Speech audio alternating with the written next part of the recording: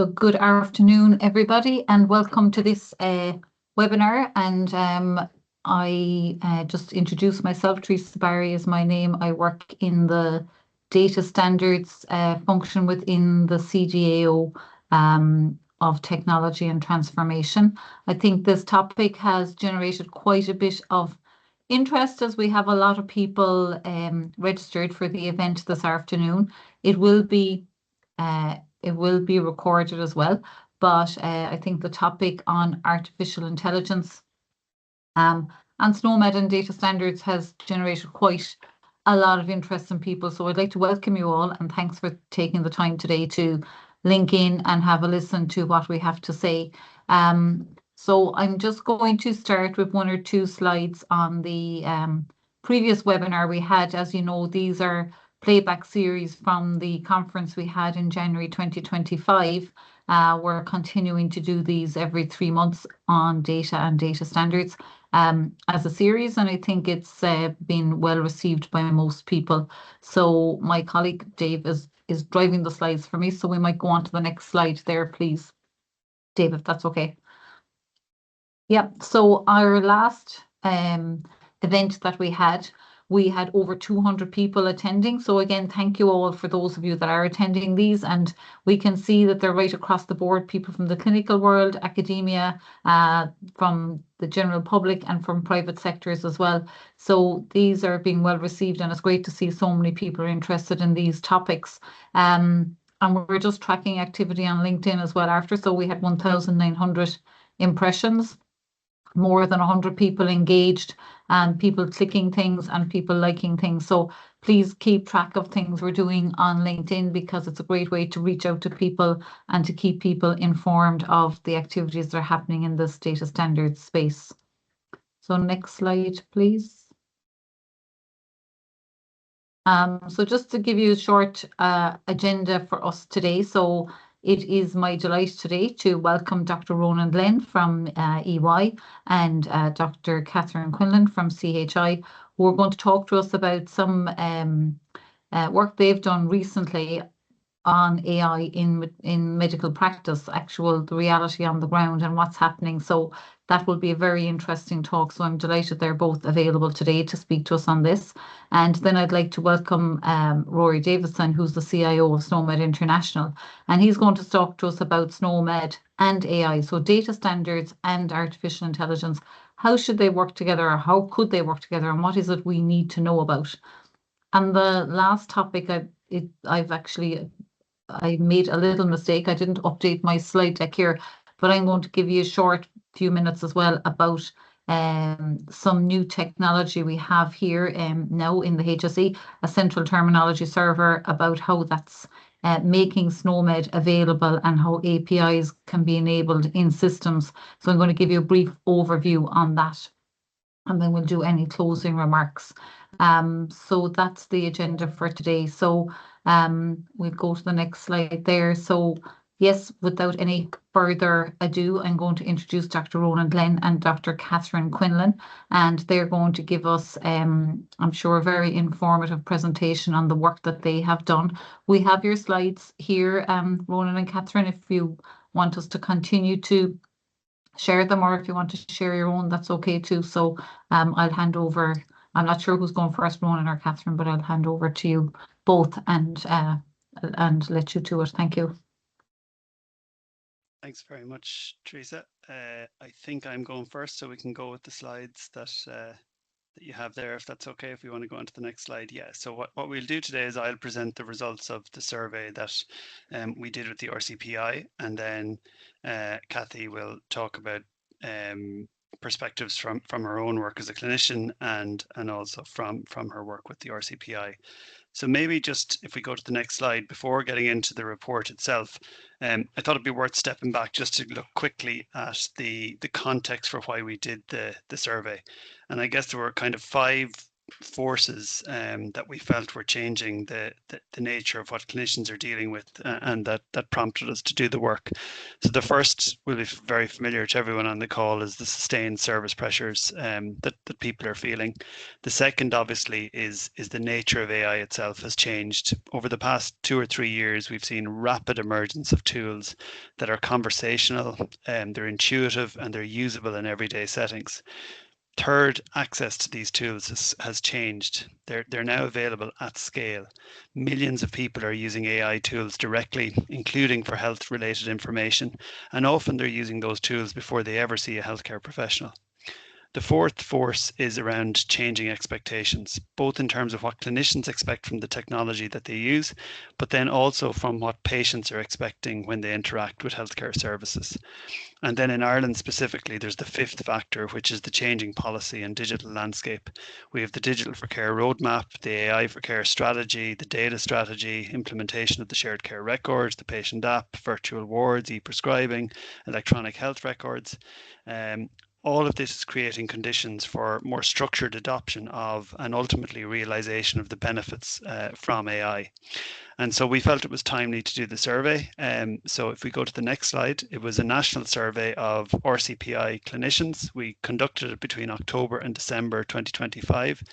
We received over 500 responses. And as you can see here, the responses were reasonably evenly split across gender and age groups.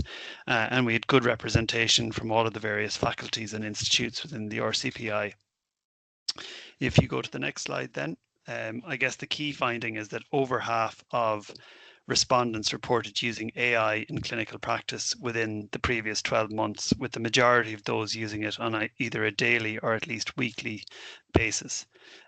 Use of AI in clinical practice varied by age group. It increased by age from 49% in those aged 20 to 34 years to 64% in those aged 50 to 64 years, before then declining again in those aged 65 years and older.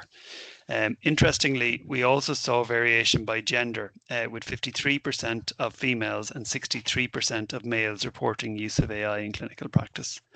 So if we go to the next slide, we then looked at how people were using it. So of those using AI in clinical practice, 86% reported using generative AI tools or systems, including for differential diagnosis, for suggestion of treatment options, and for collation of information. Next slide. Other use cases were integrated less consistently in clinical practice, with 23% using diagnostic or decision support systems, 13% using system efficiency systems like ambient scribes, and 7% using AI for population health. I think just one caveat here is that there was relatively low reporting of some tools like ambient scribes, and that may just reflect differences in how these systems were understood or classified by some of the respondents in the survey. So next slide. Most clinicians are optimistic about the use of AI in healthcare, with general agreement around its potential to improve, in particular, administrative processes like documentation and information gathering. However, we did find that 1 in 5 were more concerned than optimistic, with concerns focusing on data security and safety, and 59% reporting concern about the risk of clinicians becoming dependent on AI systems. So next slide. We found that AI is already shaping behavior, with 2/3 of respondents believing that patients will increasingly rely on AI before ever seeking care. Within the previous month of 283 respondents who answered this question, 1 in 3 reported seeing patients who had presented with AI-generated information, and 16% reported seeing at least one patient who had attended based on advice from an AI tool. Next slide.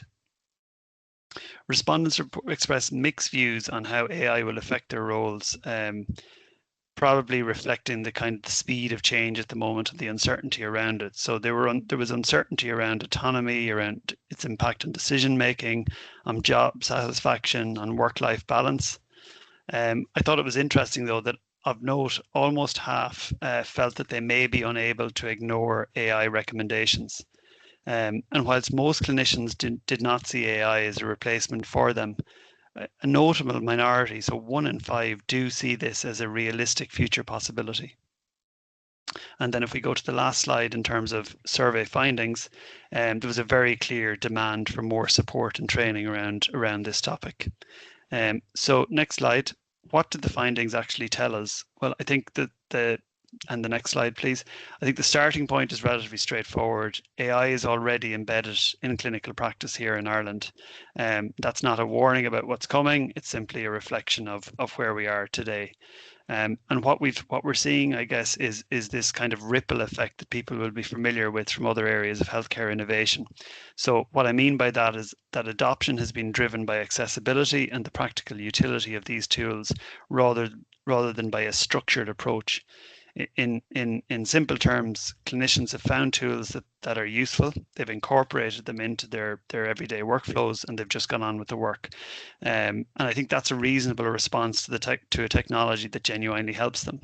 But it does mean that we're now in a situation where we have widespread informal use of these tools sitting ahead of governance and training and formal guidance. If we go to the next slide, the survey found that clinicians recognize both sides of the coin with this. So there's real benefits in documentation, efficiency, in certain aspects of clinical decision making, but there are also genuine concerns around safety and data and over-reliance. I think one finding that's worth dwelling on just for a moment is the reported difficulty in setting aside AI recommendations once they've been generated.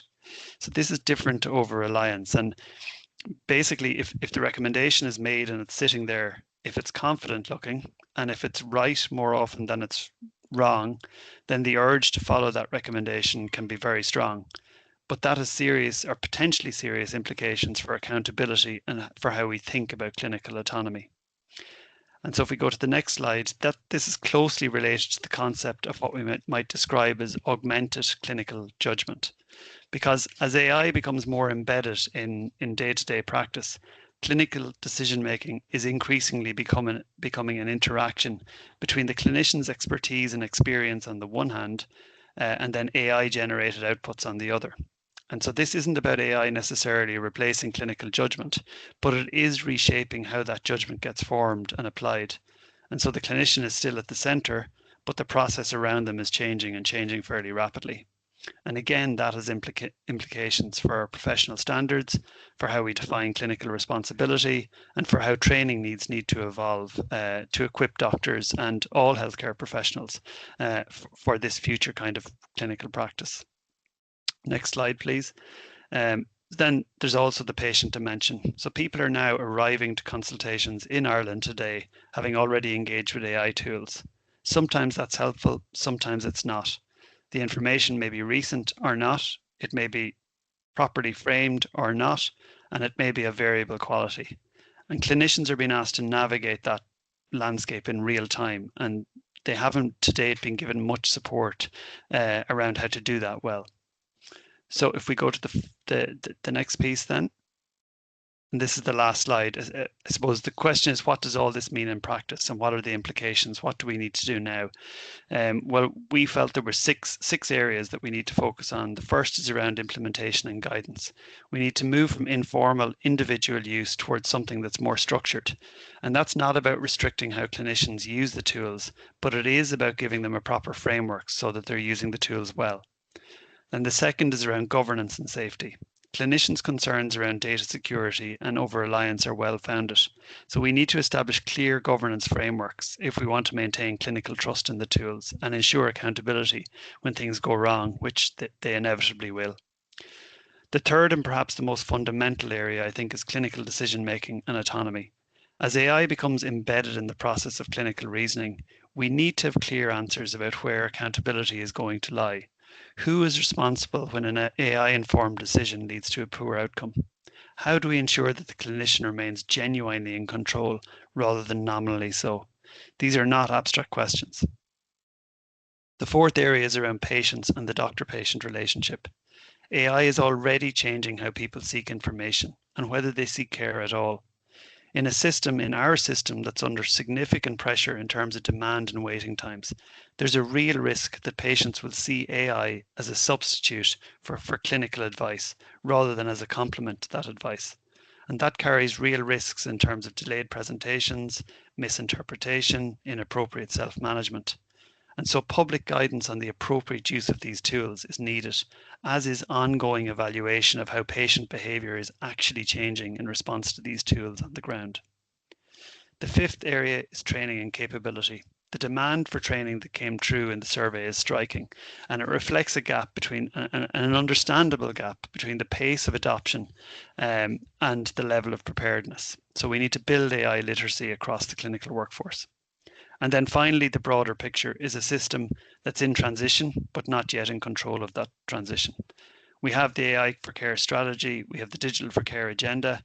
It's brilliant, it's provided us with a really strong foundation, and the policy direction is there. But what we now need to do is build on that with practical guidance, fit for purpose governance, and sustained investment in clinical capability. So I guess to finish, AI is already here. Clinicians in Ireland are already using it, and the job for us is to support that use properly. And I'll hand over to Kathy. Thank you.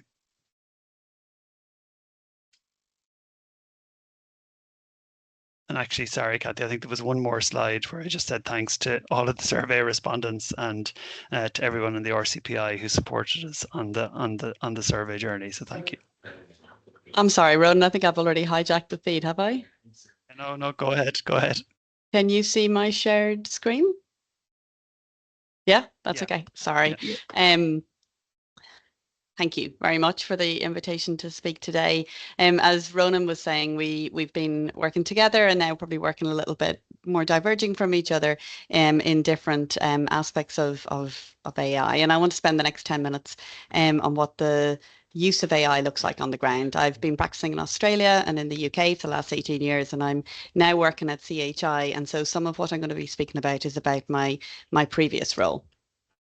So where I'm going to kind of go over is a little bit about how AI is being used today, some of the experience from before, and particularly I thought I'd focus in on ambient AI as something that had its most impact on our daily practice, speak about how RCPI is responding to this based on the findings of the EY survey and in my role as clinical lead for AI, and then how we can start to build the foundations within our digital strategy to try and really utilize AI to improve healthcare for the patients that we look after.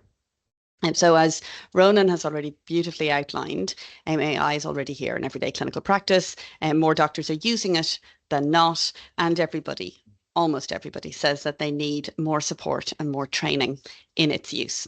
So it's not really a matter for debate anymore about whether we should be using it. People are already using it and they're asking for support, not asking for permission.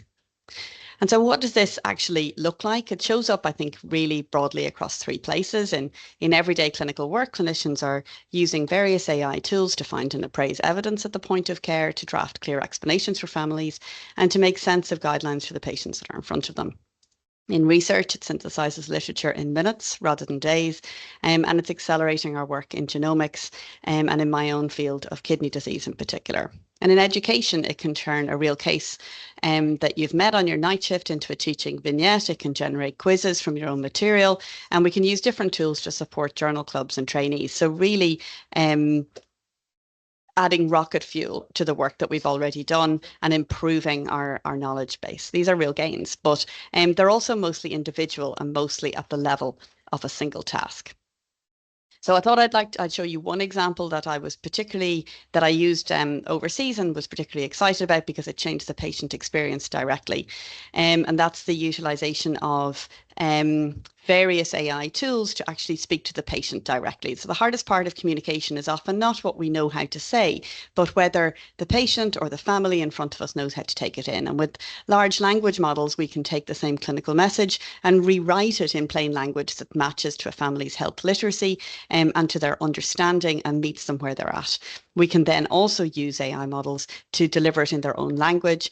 And the work that I led back in RCH in Melbourne utilised a public tool called Hey Gen to turn a written explanation into a short personalised video that was in the patient's own language and looked like the clinician that they had met in the hospital. So whether that message was, in my case, providing information underpinning a complex test, such as a genomic test, or whether it was explaining to you in your own language how often you needed to give a rehydration solution, we were able to deliver that same clinical message in the words that in language and format that the patient actually needed. And so it's a really straightforward way to meet patients where they're at and improve their outcome.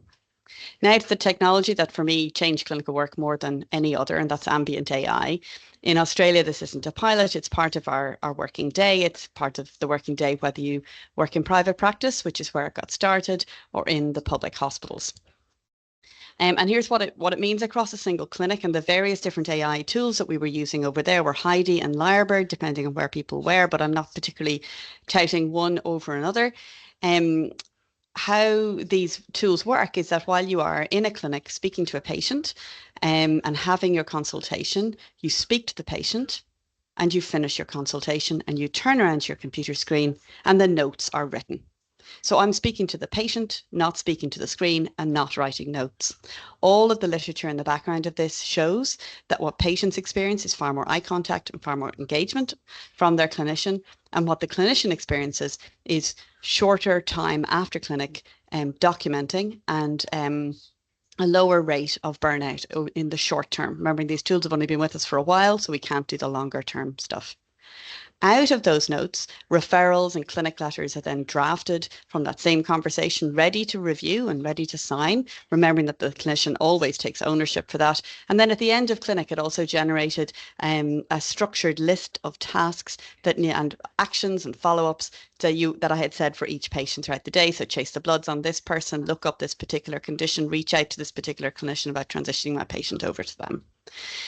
So that record and the next steps were all ready before the patient had left the room and allowed me to offload really administrative tasks and focus on the work that I was trained to do. And that's not just my impression. The evidence is very much catching up with experience. These are tools that came in through private practice, came in from clinicians who found that this was useful and something that they wanted to use. And then those same clinicians knocked on the door of the public hospital and said, hey, I'm using this every day in my private practice and I'm not going to work anymore in the public sector without it because it's making such a difference to my life and because my patients are telling me how good it is for them. The evidence is catching up with that across observational and randomized studies. Ambient AI has been shown to cut the time spent writing notes by about 20%. And in one study across 6 health systems, clinician burnout fell from about 52 to 39% within a month of adoption. And eye contact for patients, like I was saying, went up by about 11% because the effort moves back to the conversation and to the engagement rather than the documentation. Now, the honest part in this is that what you have to be clear about is that the patient experience gains are smaller and the clinician's experience gains are larger.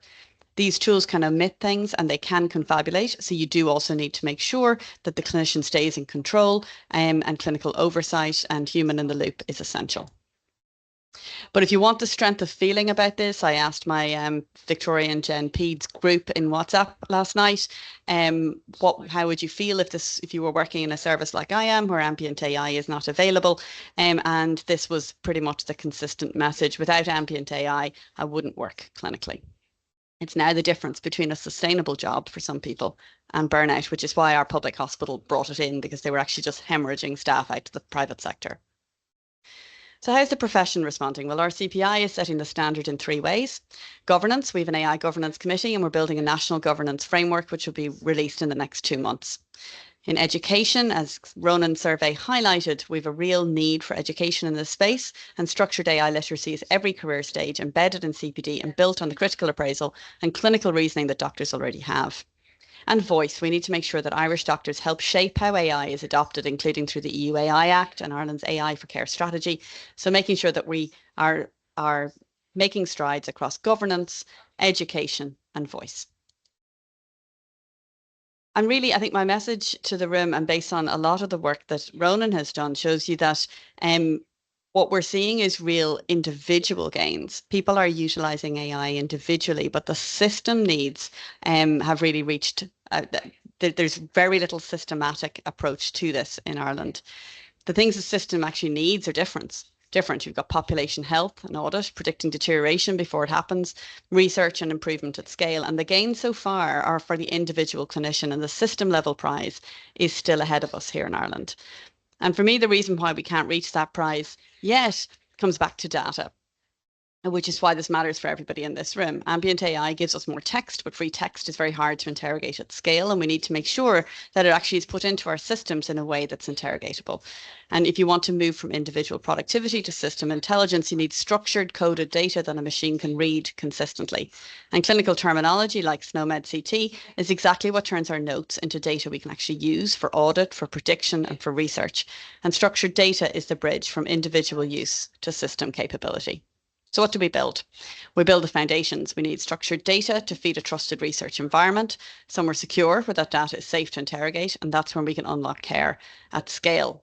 That's not just theoretical. There's multiple groups across the country working on this at the moment, and we're working on establishing a trusted research environment at CHI in collaboration with James's Hospital, and our ambition is a lifespan environment linking child and adult health data across the life course so that AI can improve care safely and for everyone, not just for the clinicians who happen to reach for it for their own gains as clinicians.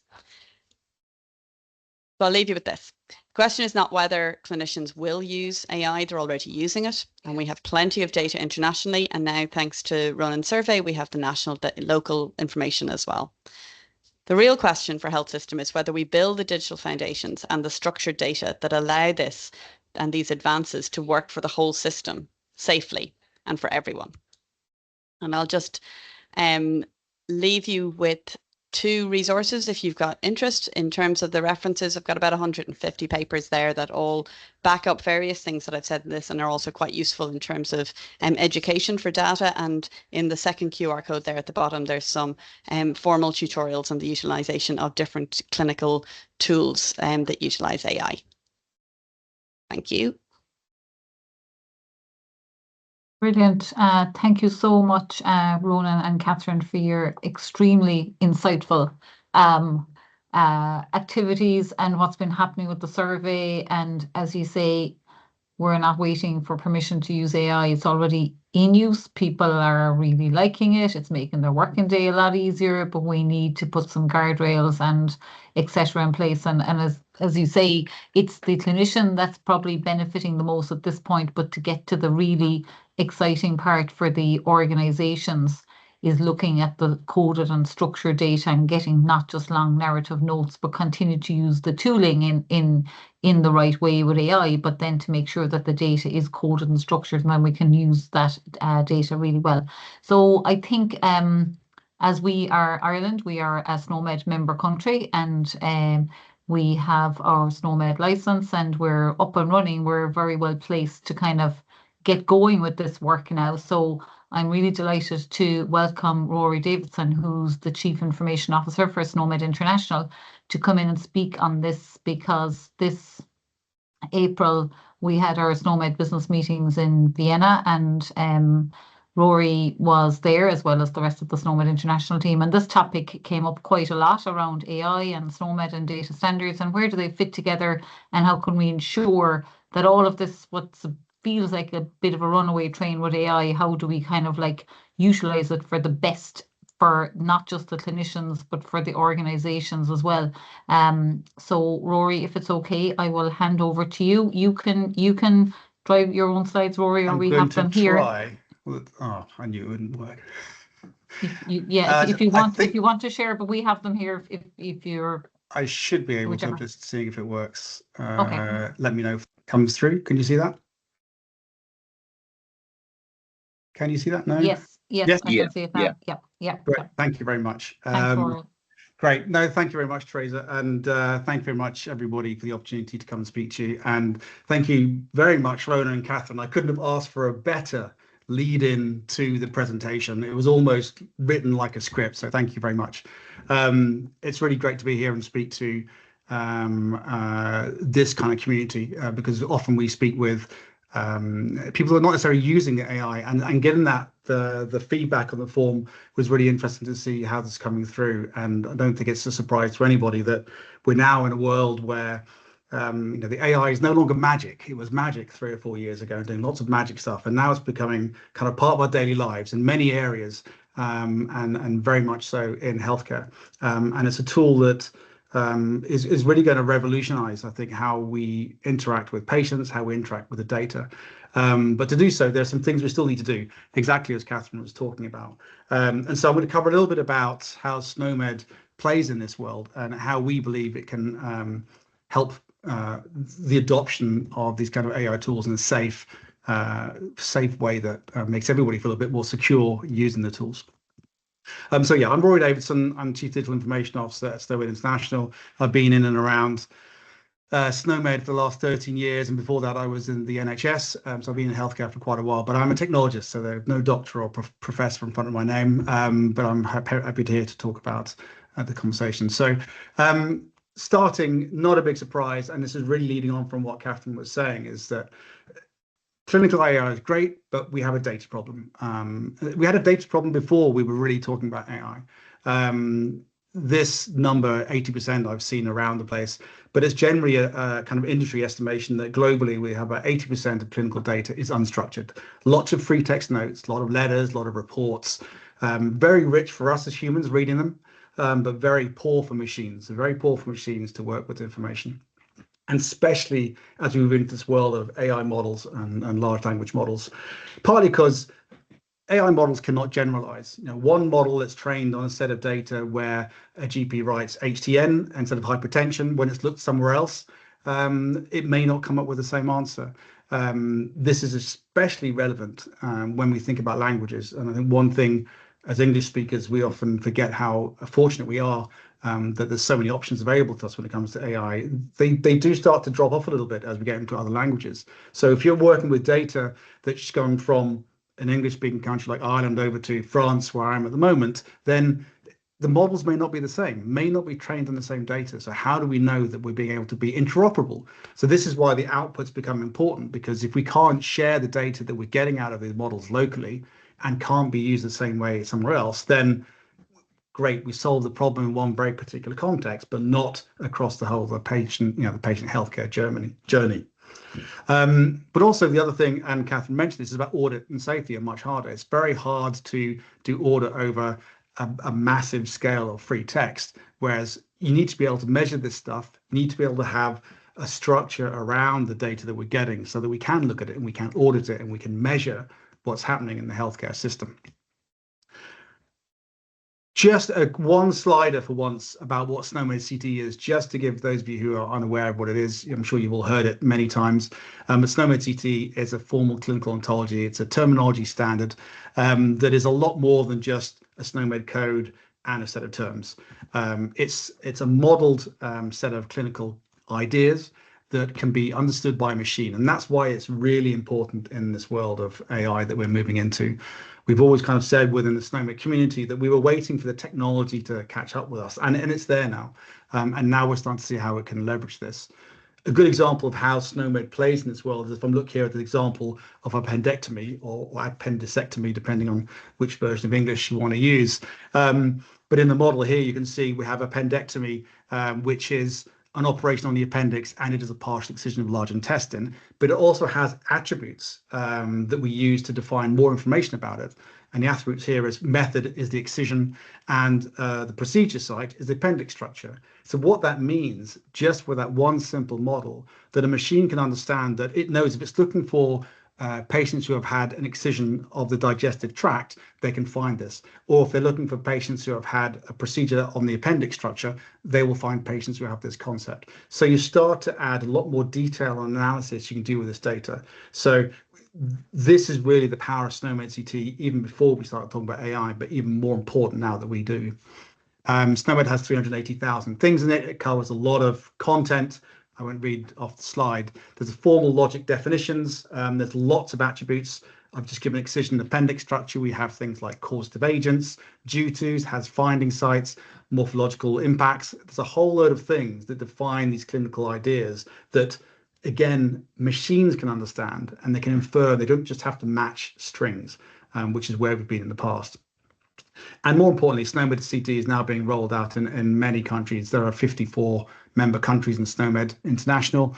It's a big part of the European health data space conversation.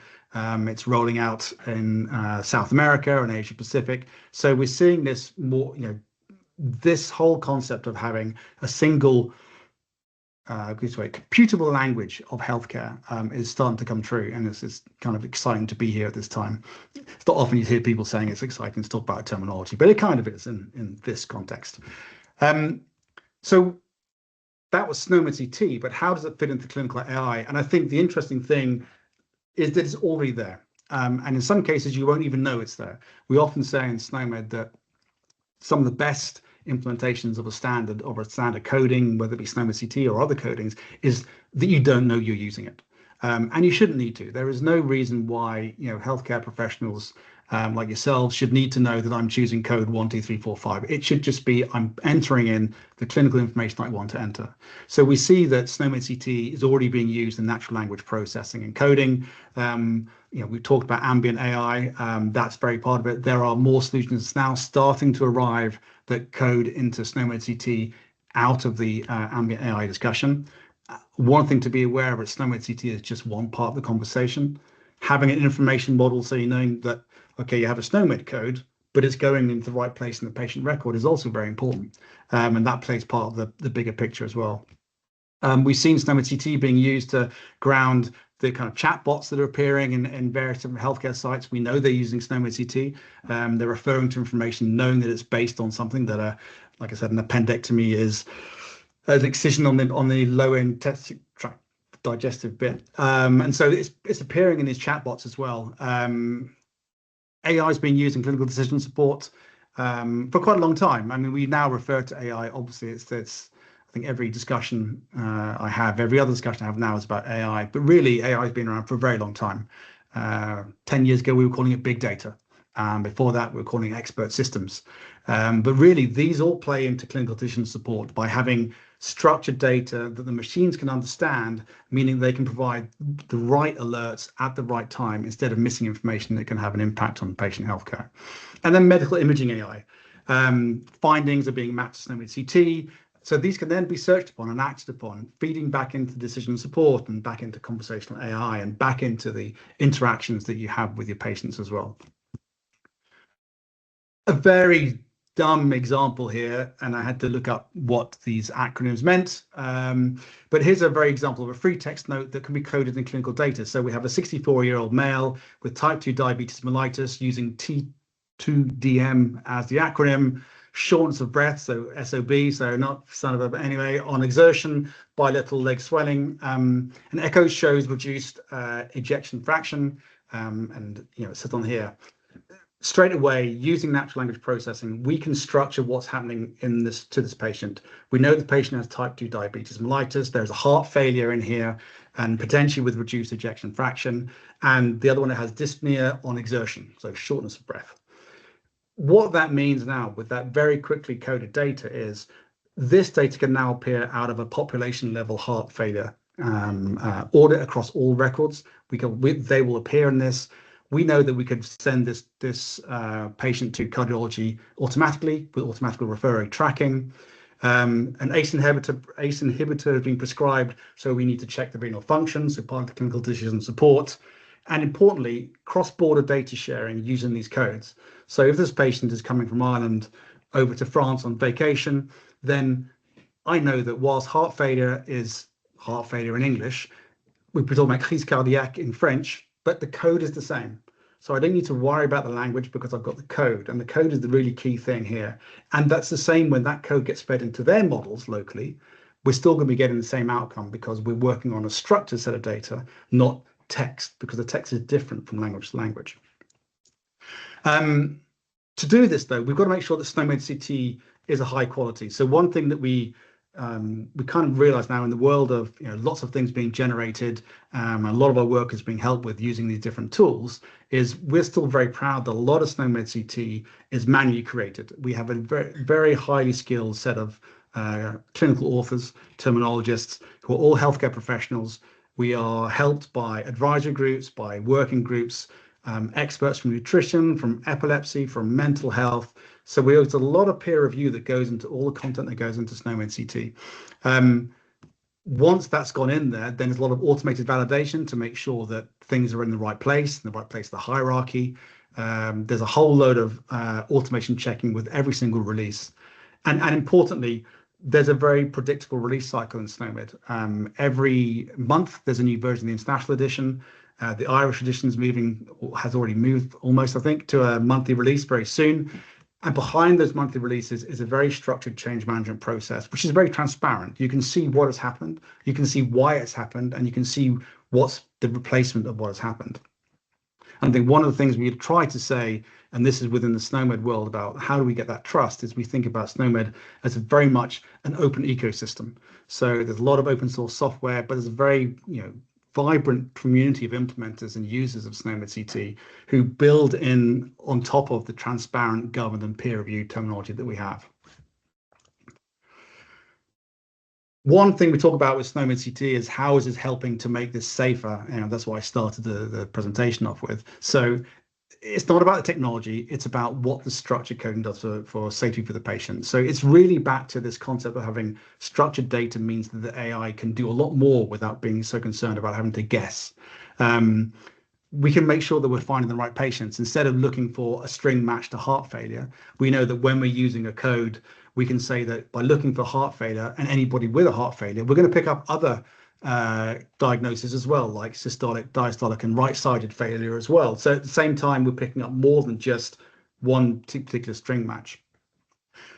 We know that allergy alerts will kind of fire more realistically, because we know that when we say there's a penicillin allergy, for example, it's not just picking up penicillin, it's picking up all penicillins and anything that can be derived from that particular molecule and substance through the hierarchies in SNOMED CT. No dangerous mix-ups, and this is the one I think that we keep on coming back to, is the use of these acronyms. So MS is multiple sclerosis in one place, or mitral stenosis in somewhere else. But without having that structure and codes behind that, it's ambiguous. We don't know which one to do, and often some models will be essentially guessing based on what it's seen before to say this is our best, intelligent estimation of what it could be. Having the structure means that doesn't have to happen, because that is taken off of the AI's work list. And ultimately, you can trace and review all this stuff. I think that's really important. Having a massive set of free text data doesn't really help for searching. You're searching on strings, and so you're based on spelling mistakes of acronyms, as we're talking about, and a lot of the stuff. But when you have the code and you have that structure, then it's actually very easy to say, okay, I want to look for these particular codes and anything that's related to that code, or anybody who's had an excision on the intestine tract, for example. I need all that information, and you can find it because that structure allows you to kind of do that. At the same time, I think it's still time to have healthy cynicism. The AI is not magic. It doesn't do everything that sometimes we're promised it does. We know that bias is still a problem in AI, and terminology won't fix that, because if you're training models on patient data that's already been encoded but already has the bias, that bias is going into the model. So we're coming down to the processes outside of what the terminology is feasible to, but also what models need to deal with today. Hallucination is still there. It's better than it was. I'm sure many can remember playing with ChatGPT when I was at 2.5 years ago when it appeared, or maybe it was 3 years. Anyway, it was when it appeared, and it's just coming out with some crazy things. It's much better than it used to. The newer models coming out from ChatGPT and Anthropic and Google are extremely impressive, but they still do hallucinate. But it's great that they're extremely confident and apologize for hallucinations. So there you go. The other reality is, SNOMED doesn't cover everything. It covers a lot, and the organization and the community does its best to keep it up to date. But especially in emerging areas. So, personalized medicine and genomics is an area that's incoming, and you can just see, in the next 5 to 10 years, when you marry personalized medicine with artificial intelligence, we're going to be getting into some really, quite frankly, incredible places. But along the way, we know and guarantee there'll be some hiccups. So that's one area that we're working on to try and improve that part. But important of all of this, and I think it's just repeating what Catherine was saying and what Ronan was saying, is the clinical oversight is non-negotiable. There is no position where these decisions are in a place yet to replace the human in the loop. It's a bit of a cliche, but this isn't really artificial intelligence. It's augmented intelligence. It's there to augment our jobs, whichever domain we're working in, and it's all about ensuring that processes are implemented correctly by the vendors that we work with.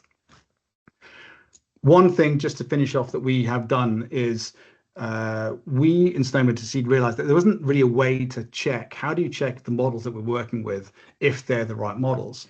There's a lot of benchmarks out there on healthcare models where they're essentially testing if the large language model is a good healthcare student or if it can pretend to be a doctor. But there's nowhere really saying, can we measure against unstructured data and structure it? And so we produced an independent benchmark that now is available for anybody to use, and it's based off the MIMIC-4 data from the Beth Israel Hospital in Massachusetts, which we've annotated with SNOMED codes for training. And we've got teams that have joined, we've got scores, there's a leaderboard. But the point being on that leaderboard means you start to say, well, I'm looking at this model for this particular ambient AI provider. Where are they? Prove that you can do this stuff based on a benchmark that has been measured and looked at by many different vendors around the world. So please do, if you have vendors or if anybody here is a vendor, please feel free to enter the benchmark. It would be great to kind of see where people appear, hoping to try and build up this trust that we know that when we're looking at this particular model, it's going to structure and code in the right way. The QR codes there, I'm assuming these decks will be handed out to people afterwards as well anyway. So if not, please reach out to SNOMED to find a link, or just look it up, it's online somewhere.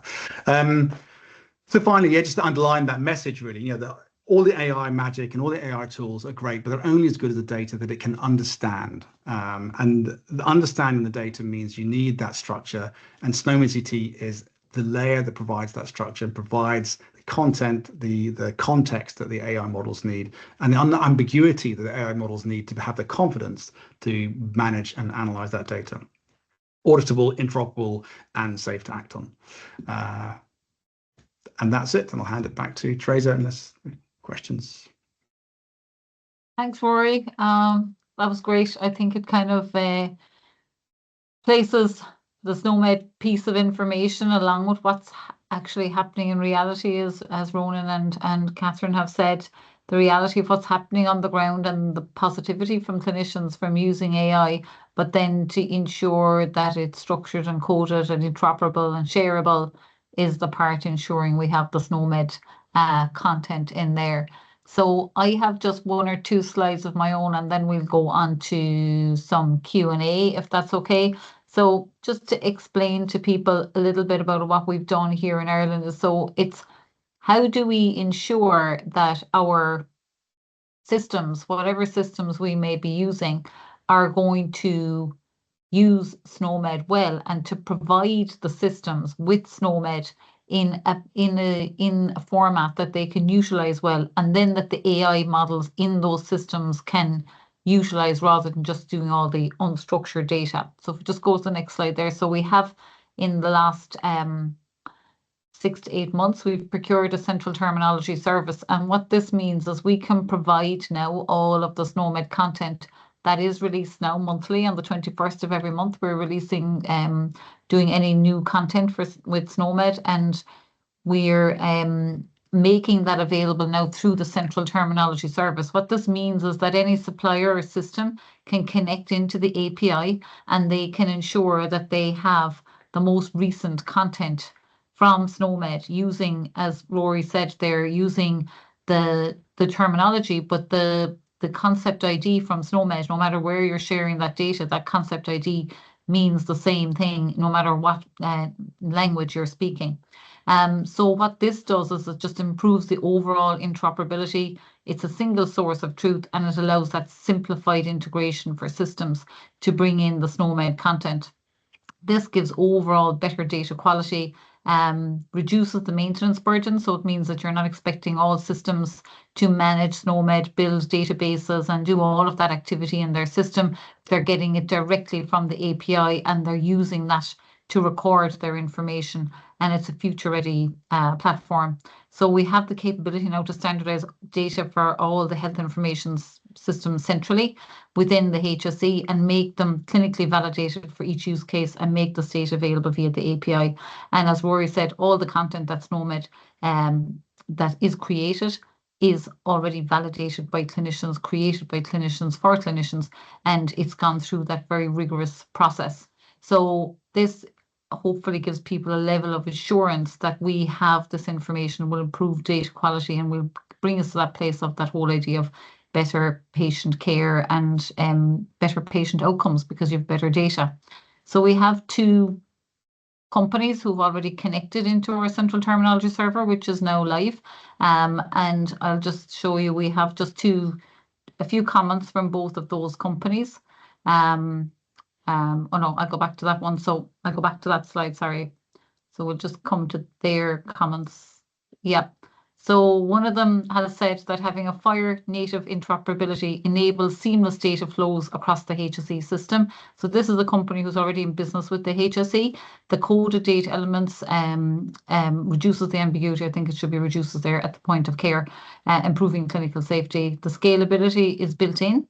So the rules and the pathways, and they're all on the concept synonyms, not just the exact matches. So it's about semantic interoperability as well. The trust is strengthened throughout the audit already, and the regulator-aligned nationally recognised standards, and the standards back-end coding provides an end-to-end interoperable clinical platform. So they're finding it extremely useful, and it's about making this available. So it's FHIR natively. And then the next system, they have said it's made interoperable patient data possible, something that would not have been feasible for a team of our size to achieve independently. The coding against the National Terminology Service keeps us aligned with the HSE and international standards. The CTS underpinned their work on the European XShare project, which they're involved in, and enabled patients to download their record on a conformant European format.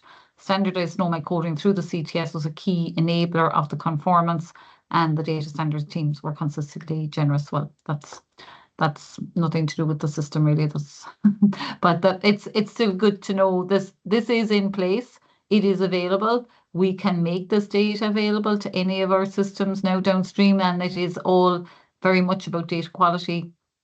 Assurance of the data is made available in the correct format, and then using your AI and those tools from AI in a system where already you're working over the SNOMED terminology makes this accessible and moves it on to the next stage, rather than making it better just for clinicians. It's better for patients because you're going to collect and record patient or data at the point of care in the correct format. And just to go to the slide 2 before, sorry, now just if anyone wants to know more about it, we have on the HSE website, we have a page. If you go in and do a search for HSE SNOMED, you will see these, and there's just some information on the end user agreement, and then a reference guide, and then the licenses, because there's a number of terminologies there that you need information on. And if anyone wants to know more about it, to email the data and information standards at HSE. So I think that kind of brings things to a full circle really from the discussions we've had there earlier today. So I think we have a few minutes left. I think there's been a few questions in here, and maybe first, Ronan and Catherine, do you have any questions for Rory, maybe to see if there's anything in particular you'd like to check in with Rory as he is here? I have one actually, if that's okay, yeah. Rory. And maybe it's something that I'd want to have a more of a chat with you over coffee at some point. But in terms of, so we're moving at CHI to an electronic health record called EPIC when we do open in about a year's time. And I'm hoping to map ourselves down to OMOP and then utilize that to populate TRE using a process that's been used in sick kids in Toronto. And I've experience from doing this in Melbourne in the past, and that's kind of what I'm building it on. Can you tell me, how does SNOMED interact in there?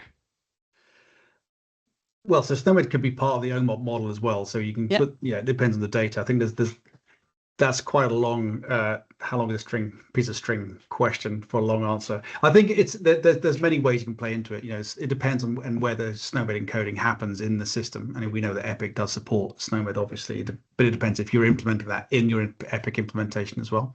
But an OMAP model is just the model of the data. It's not necessarily the content within it. Now, SNOMED is part of OMAP, you know, and sits within there as well. It's how you populate that, really. Okay. I might reach out to you offline if Yeah, that's okay. of course, please do. Yeah, please Thank do. you. Perfect. And Rory, have you any questions for Catherine or Ronan? No, I thought it was really interesting to get the feedback and see what everybody was saying, but also to hear, you know, how Catherine's moving forward with it. So, yeah, it's exciting times. That's what I'd say. Yeah, it is. Yeah, a lot is happening all at once. And thanks, Ronan. I see you have added the survey report into the chat there, which is great. And I see there's a question here from Brendan Brady. I have seen signs in Irish hospitals saying that both audio and video recordings in hospitals are not allowed. How can you allow AI to record and transcribe when signs are saying this? I think what I think may be happening there, and maybe it's the point you were making, Catherine, is that like within the private practices, doctors were beginning to use it, and then they kind of pushed the narrative a bit more into the public hospitals. We're probably just not there yet. I think you're drawing on a really important question, which is about transparency and about consent. Absolutely nobody should be recording anybody without their consent. And when we see signs like that in a public hospital, that's what it's about. It's about the fact that as clinicians, we've voiced a desire not to have people record us without us knowing about it. Now, if a patient says to me, hey, can I record this consultation because I find that really useful afterwards, I'm always up for that. I have no problems with that personally, but I don't want to find out afterwards that somebody's done that without telling me it. So when it comes to utilising ambient AI in a clinical setting, it's really important that patients understand that it's happened. And to some extent, they also need to understand where that information is sitting. Is it staying in that consultation, is destroyed afterwards? Is it sitting in a cloud? If it's in a cloud, what is the governance structures that are around that? Is it staying here in this country? Does it go somewhere else? Who can access it? Why can they access it? And there are a million questions around that. And that's part of why we need really good governance before we start going willy-nilly and introducing things like this. And we definitely don't want to find out that people have done people have illicitly been recording consultations and utilising that information for their notes or whatever without the patients or the families being aware that that's been happening. And good governance is at the heart of all of this. And I think in Ireland, we're quite fortunate in some ways that this is rolling out in a slightly slower way, which enables us to learn from the experiences of other countries, which I think is really, really important. Thanks, Catherine. And we just have one other question from Mary Foley. Can SNOMED CT be used to export laboratory test results with standardized codes? For example, sodium is known with the same code everywhere to enable the amalgamation of results from many sources into shared care record. So yes, Mary, we've started some work here with the shared care record and the health app on taking what is in local codes or what's in a system to map it to SNOMED to make that data interoperable. So that's a piece of work that is started, and we will be continuing on that work, and that content will also be made available via the Central Terminology Server that I spoke about there earlier. So once the mapping is done, it's made available to the systems as well. But I'm happy to talk offline about that as well. And someone else, what's the name of the API and how was it accessed and the tech spec? So I think if you're looking for access, it's just if you email us on the email address, the data and information standards at hse.ie, or if you go onto the HSE webpage that I was showing there, you'll see the information as well. We're almost out of time. On the current use of ambient AI, is there a consciousness of cybersecurity risk? Is data scrubbed to remove unnecessary data? GDPR applies. I don't know, is that Catherine or Ronan? Any know one thing on that topic? Well, I think it depends on the scribe, and it depends on, I mean, ultimately these are tools that are produced by companies or vendors. There's a whole range of different tools potentially available on the market. And yeah, I think that they're exactly the questions that need to get asked of those vendors before they're introduced into any service, whether that's in general practice or acute settings, public or private. Yeah, this is back to the governance piece, really, isn't it? Yeah, precisely. Okay, yeah, thanks, Dave, for putting in the email address there. So if anyone has any further questions or anything else to ask after today's webinar, yes, you can get the SNOMED codes and we can send you on the link to the SNOMED browser as well. So I think we're just about up to the time. So I'd love to say thanks so much, everyone. I think at one stage we had 197 people on the webinar, which is fantastic in the middle of a regular weekday afternoon when I'm sure everyone has so much other work they need to be progressing. But we're happy if anyone has any questions or any topics or anything they'd like us to talk to, please do contact us by email, and we'd love to hear from you. And we have recorded the session as well, and we'll do a write-up of it as well to put it out on LinkedIn. So thanks everyone so much. We plan on doing another one of these webinars in the autumn, and we're always interested to know what topics people would like to know more about. I think this one was very topical, essentially, so I think it was really good. And thanks to Ronan and Catherine and Rory for your input and your time today. It was very, very valuable. Thanks, everybody. Thanks very much. Thank you.